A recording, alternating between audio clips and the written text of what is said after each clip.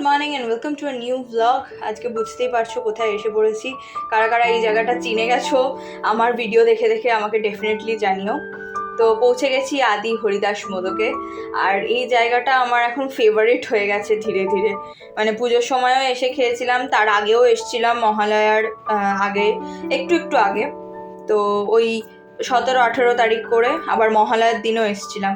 তো বুঝতেই পারছো যে কতটা ফেভারিট হয়ে গেছে এদের কচুরি। তো চলো ঢুকে পড়া যাক, গিয়ে বসে পড়ি। আর কলা পাতায় কচুরি দেবে, উফ, মানে এটার একটা আলাদাই আনন্দ আছে আমার কাছে।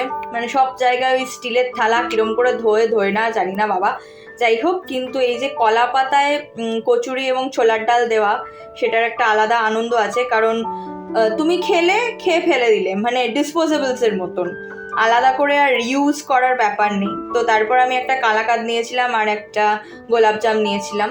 তারপর চলে গেছিলাম বাগবাজারের ঠাকুর দেখতে। একটা খুব সুন্দর মণ্ডপ করেছিল, ভীষণ সুন্দর। আমি ছবি পোস্ট করব, আমার ইচ্ছা আছে পোস্ট করার। তো তোমাদের সাথে শেয়ার করবো যে ভীষণ ভালো লাগছিল দেখতে, আর জাস্ট মনটা ভরে যাচ্ছিল। মানে আমি কোনো দিন জগদ্ধাত্রী পুজো দেখিনি, বাট এইবার আমি ঠিক করেছিলাম যে আমি একটা ঠাকুর হলেও তো দেখবো। কারণ মানে আমার কখনো এই এক্সপিরিয়েন্সটা করাই হলো না হলে।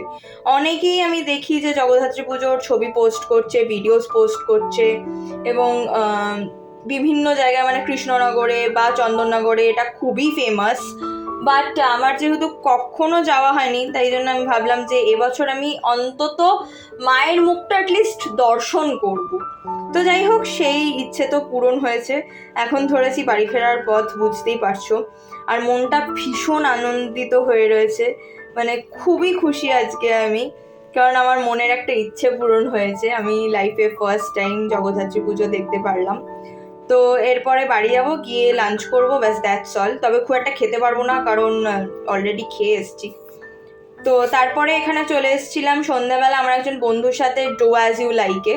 আর দেখো কত কিছু রয়েছে, কুকিজ থেকে শুরু করে পেস্ট্রিজ, এমনকি ওরা বেন্টো কেকসও বিক্রি করে। তো আমরা এখান থেকে কিছু সেভারি প্রোডাক্টসই খাবো, জানি না কি খাবো, বাট দেখা যাক। তো যাই হোক, আমরা খেয়েছিলাম একটা স্যান্ডউইচ আর একটা চিকেন পাফ টাইপের, আমি এক্স্যাক্ট নামটা ভুলে গেছি। তো যাই হোক, চলো আজকের দিনটা এভাবেই শেষ করলাম। আজকে আর কোনো ডিনার করার ব্যাপার নেই, যা খেয়েছি তাতেই পেট ভরে গেছে, আর জমিয়ে আড্ডা মেরেছি। তো দেখা হবে তোমাদের সাথে নতুন আরেকটা ব্লগে। টিল দেন টাটা, সবাই খুব ভালো থেকো, সুস্থ থেকো, সাবধানে থেকো।